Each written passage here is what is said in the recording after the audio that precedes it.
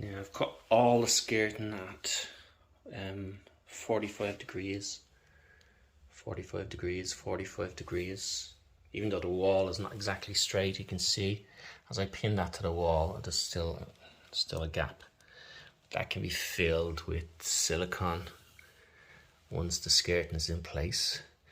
I found that the best thing to do is just use a mitre adhesive. Just get all your angles right, and then when you stick all your angles at 45, and then you can glue it to the wall, and maybe with some adhesive, and then you can use silicone to fill any gaps or holes that are left. And I found that this works very well. I mean, you can start changing the angle here to get a better fit, but it just doesn't work out and takes up a lot of time. So even though your walls are not exactly 45, cut them to all to 45, and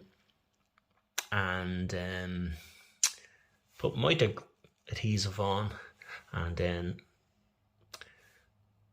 glue them to the wall on pins, a couple of pins, and then use silicone to fill any gaps that's remaining.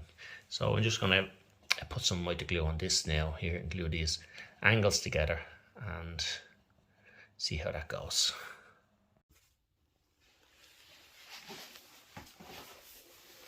Now that's the angles glued at 45 and 45. So now we can just put it in against the wall, and we put some adhesive, and we can pin it to the wall. So later on then we can come around with some white silicone and fill in any of the gaps. So that seems to work out well, and it's probably the best way I've found of doing it. So carry on with that.